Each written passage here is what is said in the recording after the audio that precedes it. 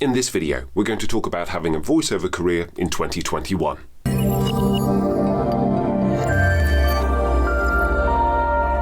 How you get started in voiceover and what you should be doing when you start out in voiceover, and even if you should be starting out on pursuing it as a career in the first place, seems to be the vast majority of questions that I get asked, and also that seems to be asked out on various search engines as well, from the amount of content that other voiceover vloggers, YouTubers, bloggers are kind of talking about this kind of like subject. It's hugely prescient, especially in the wake of COVID, where lots of other people have lost their jobs, so they're looking for work where they can potentially work from home, be their own boss and all of this kind of thing.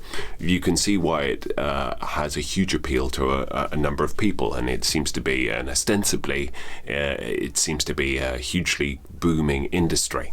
And because of that, it's also getting massively oversubscribed, and are there more jobs, are there less jobs, etc, etc, etc. So, to cut to the chase, I thought it would be useful to look back at my 5 years in voiceover thus far, where I've been full-time, because I started in 2016, and it's now 2021, and that's maths for you, to see my own journey, and talk about what worked for me and what didn't, and what is working more as we get to 2021 and the future, of how it's all changing, because I feel that a lot of the advice that is out there is very good and it's very relevant, but there's also quite a lot of advice about getting started in voiceover, and if you should get started in voiceover and all of this kind of stuff, which is quite antiquated, because the whole industry, like so many industries, so many careers, is changing massively.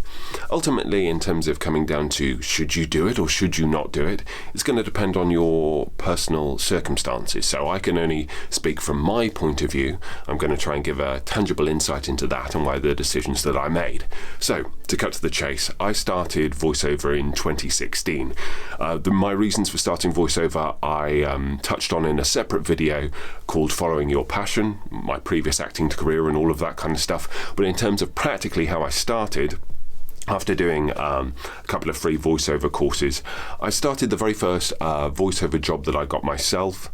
Well, I got a job voicing Dark Souls 2, a video game, back in 2013, but in 2016 the first job that I got myself without an intermediary of an agent was via a pay-to-play. I think it was Voice 123, and it was for a Dutch architect, and that's how I first dipped my toe. I kind of like had a trial membership with Voice 123 when you could still just pay monthly instead, and got some traction on there.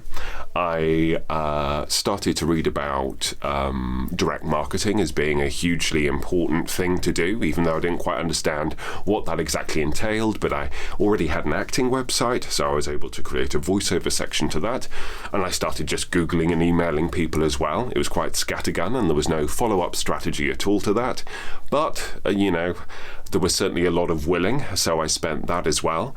And then as well as pay-to-plays, and as well as the beginnings of tentative direct marketing, I didn't have a voiceover agent. I tried to get a voiceover agent and didn't get one until 2018-19, but I've again talked previously about how I think of agents as kind of like the cherry on top, as opposed to defining your main body as a voiceover artist.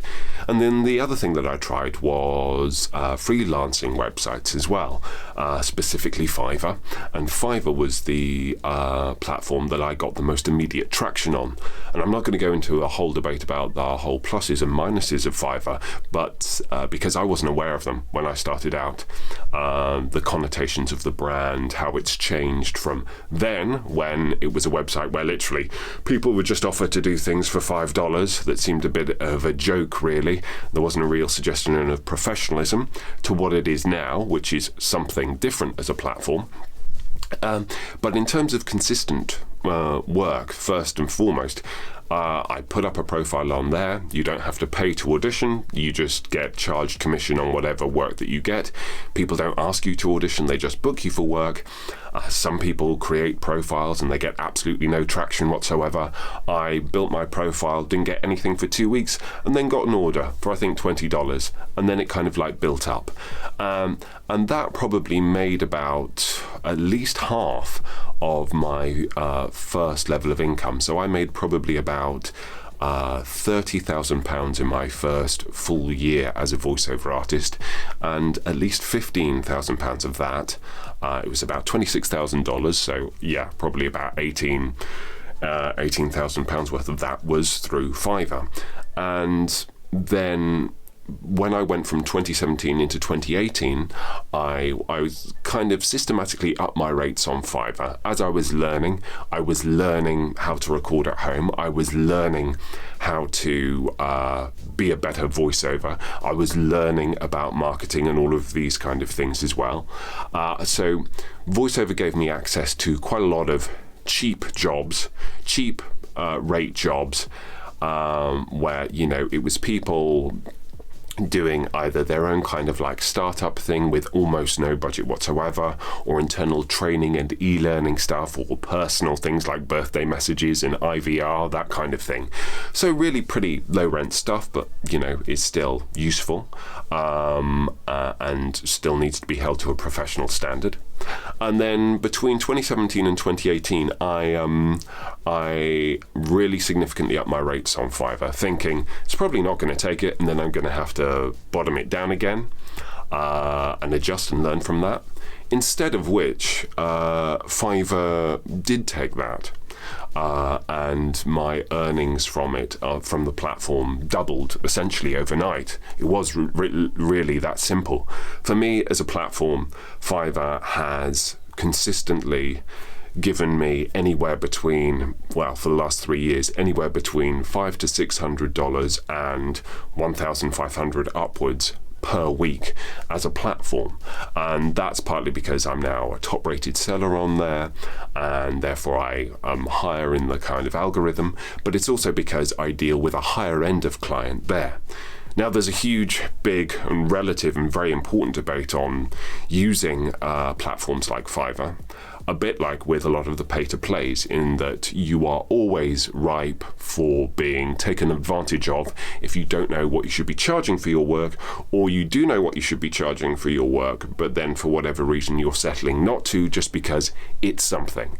And there's a whole bigger debate about systems like this devaluing the industry in terms of rates, which I think is very important, and completely acknowledge the importance of.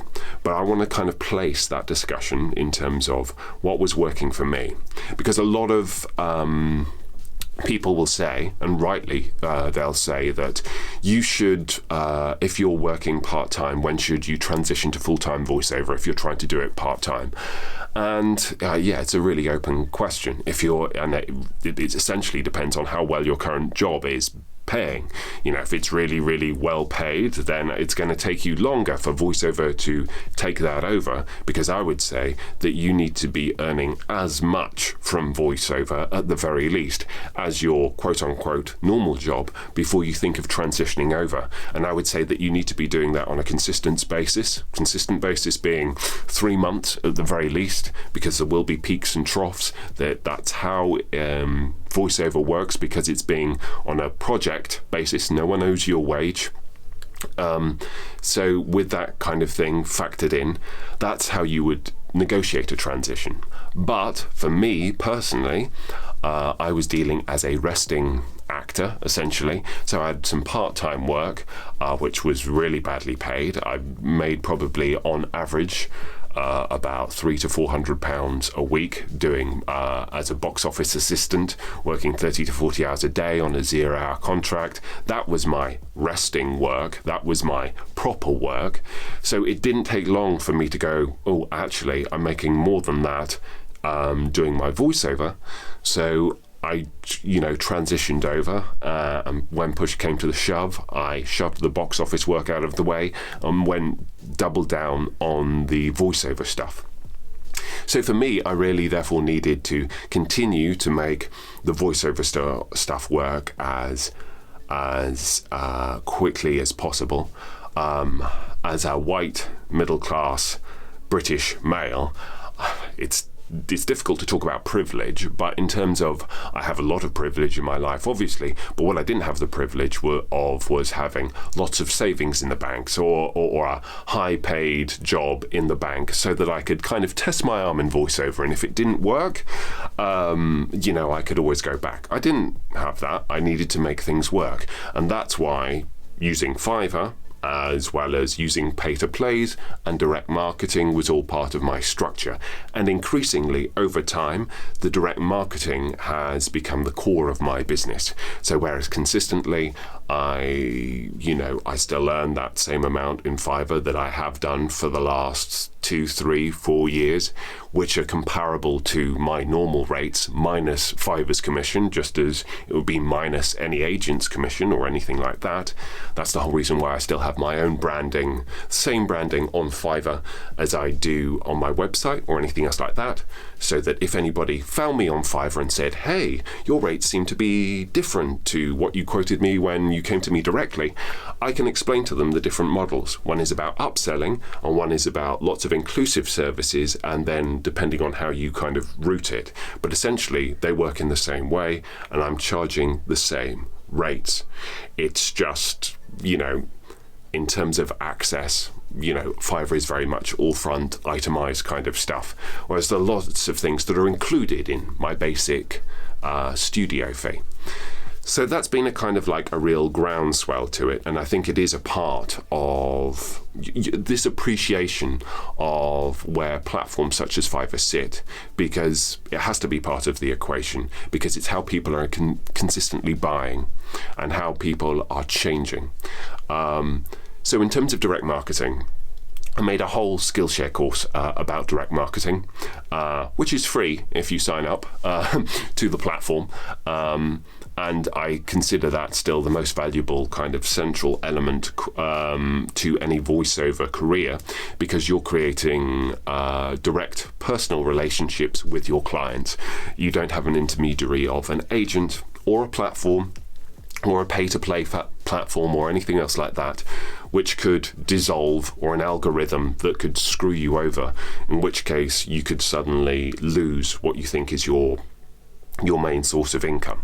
With direct marketing, whether or not that's cold calling or whether or not that's emailing, that's something that you're doing yourself. You're taking responsibility of doing it. And again, I've created lots of videos already, and I will do more, as well as the Skillshare course in terms of how you go about that, how you create that brand, all of those kind of things, which I think are really kind of important and relevant. And I think you need to have that level of autonomy. But those things take time. It takes so much time to build that most important element, and it has taken me 3 or 4 years. Well, it was the first 2 or 3 years really where I switched over, where the direct marketing became my primary asset. And this is because, first of all, the kind of clients that I'm working with seem to be changing, along with how business is done, generally speaking. There are a lot more startups. There are a lot more people. There seems to be a generation now of people that want to go direct to source rather than working with intermediaries in terms of talent. Partly because they're working with constricted budgets, so the less levels of people that they go through, the more money that they can potentially save, especially when it's something speculative. And this is when it can be incredibly valuable still. Well, all the more valuable to have a voiceover agent to go into bat for you and do some of the hard negotiating when necessary, who is fully clued in on the rates and what jobs are worth. You need to be clear about what your worth is, always, all the time, and continue to do the direct marketing and all of this kind of thing. But we're living in a time where, as well as Fiverr or Upwork, you also have LinkedIn, which is the more ostensibly respectable social media platform, talking about offering services in basically an essentially very similar way as Fiverr may be doing, so that it can create a freelance marketplace. which would do the same thing. So there are off-the-peg solutions for people who are going directly to source their talent, as opposed to, do I need to talk to an agent? Do I need to go to a pay-to-play site and then listen to 20 or 30 auditions, some of which won't be entirely appropriate, some of which won't be up to standard quality, some of which may be AI voices, as well. As opposed to finding a selection, finding exactly what I need, seeing what the budget is completely up front, adding extras if I want to, reducing other extras when I need to, all of this kind of thing, and just buying it there. That model exists for a reason. It's because more people are doing it. So you need to be aware of that. And I'm not saying that people need to go on Fiverr or that they need to go on LinkedIn or whatever their version of that marketplace ends up being. But you need to be aware of it in terms of the conversations that are going ahead. So I would say that the direct marketing is absolutely crucial. Pay-to-play definitely still, even despite it was the thing that had become most saturated in 2020 and 2021, because so many people immediately leap onto that as the easiest thing to get auditioning, to get into the auditioning cycle. Even if your ratio is 1 in 100 or 1 in 200 in terms of booking a job, there's that sense of being busy. Even if it's not necessarily productive, you're being busy, doing lots of work. Well, but it's not necessarily building a business. You're just literally living from job to job, unlike the direct marketing as well. But in terms of being able to kind of like build that trajectory, the first thing that I do talk to anybody who chooses to work with me on a coaching side of thing is monetizing your voiceover as soon as you possibly can. That I am all for making sure that you can walk before you can run, and I again speak from someone who had the benefits of a drama training originally, which meant that I had a certain skill set which could lend itself to voiceover much more easily. Obviously, then I've been able to take coaching with voiceover specialists who I've really wanted to work to, which has been invaluable in bringing myself up to the next level. But how can I afford that coaching? Well, I need to monetize my voiceover beforehand. Either I need to be in the privileged situation where I have savings in the bank, which I can just burn in order to get that coaching to take me to the next level, which I didn't have. Or alternatively, you start a level where you can get money coming in and actually start to build a business one way or the other, so that you can afford to get that coaching, just like you can afford to get that branding and that demo production and all of the things that will make you, regardless of how you market yourself, a more appealing option, a more appealing relationship, a much more appealing talent to people to work with. If you're really bringing your A game, because you've actually invested both time and money. And again, I've got another video in terms of breaking down what I invested in a year into all of these things. So yes, it involves a huge amount of hard work. And yes, you need to be appreciative of the older ways of doing things, because, direct email marketing is absolutely crucial. Social media, again, I've talked about that previously as well. Yes, there are certain opportunities. Referrals, huge, big thing. It's all about diversifying that income and being in it for the long haul, or at least appreciating what a long haul that it can be on so many different kind of like facets. For me, it's really kind of like worked out, obviously, and hopefully it will sustain in that way. All I can do is keep doing what I'm doing and learning in order to kind of maintain that trajectory that I'm on. But I've got to a stage now where direct marketing is the core of my business. If you want to talk in terms of dollars, then now I'm a 6-figure voiceover artist. If you're talking gross, if you're talking in net, once you take away all the expenses, I'm much less than that. But that's kind of been a lovely benchmark for me to kind of like push through. And I need to continue both on with the direct marketing, sensitivity towards pay-to-plays and all this kind of thing, and agent relationships, both of which will give you potential opportunities for more commercial work, especially, which can be invaluable, but also have an awareness of what other platforms are out there and how they work for some people to monetize your work as quickly as possible, rather than just hemorrhaging money and not actually, doing the do. Essentially, at the end of the day, it's about taking that action consistently, knowing what the action is, identifying that, diversifying your income stream as much as you possibly can as well, making as educated steps to invest in yourself, crucially, and then kind of going from there. I know this is quite a bit of a information overload, but hopefully it's a relevant way of adding to the seemingly constant debate of whether or not voiceover is a good career to pursue or not. I mean, ultimately, it comes down to the individual. It depends on what your skill set is now, what your resources are now.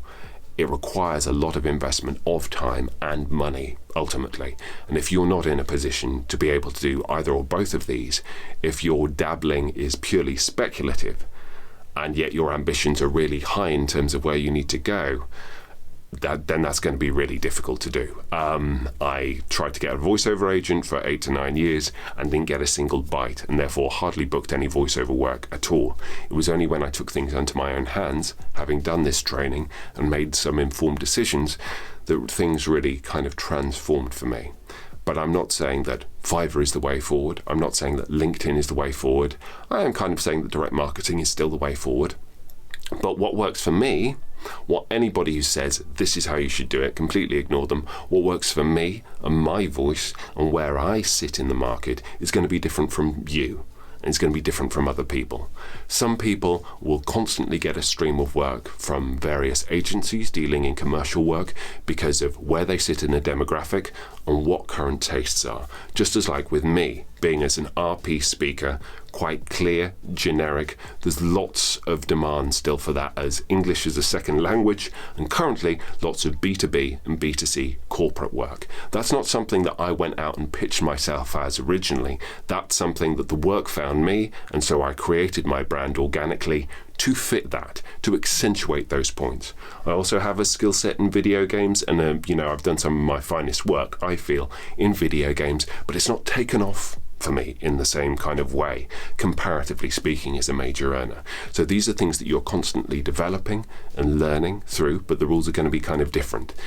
If you dabble in pay-to-plays and you get huge traction with that, then double down on it, go crazy by all means. Just again, have those informed decisions of knowing that unless it's a pay-to-play platform where you can create a direct relationship with a client, Voice123 and Bidalgo allow you to do this, so you can take that relationship off the platform and then make them a consistent client. If you're not able to do that, then you're kind of building those foundations on sand to a certain degree. That's something to be wary of.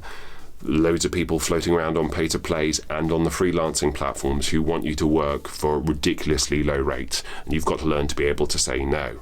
And how is the best way of being able to say no, or being able to negotiate with low-balling clients? If you want to negotiate with low-balling clients at all, I suggest that you don't, but there are ways of being able to do it deftly so that refusing that work doesn't screw you over in terms of the algorithm. But again, it's about being beholden to algorithms and other things outside your control. Hence, I always say direct marketing, direct marketing, direct marketing. However, even then, I would say, how can you add to what traditionally is peddled in terms of direct marketing? Again, I go back to my Skillshare course in terms of what's the content, what are the problems that you can solve by the content that you create that is out there. And for example, if you're reaching out to lots of people who work specifically in film, who believe about the importance of film in communication, say if you're writing to lots of video production or animation companies, for example, what is the difference between sending an email to them, just an email, or sending to them a video? It's just food for thought. And I don't think enough people seem to have connected the dots. I'm not saying that if you create a couple of videos and send them off to people, you're going to get an instantaneous response, because that's not how direct marketing works. But again, it's about how things are continuing to move forward, and you've got to kind of diversify and see where the trends are. Anyway, Huge rant over. Hope that's of some interest to you. If you have any questions below on anything that I've raised here, then please feel free to comment down below. Thank you for joining me. Please do like, subscribe, and all that good stuff. Thanks very much for listening and watching, and see you next time.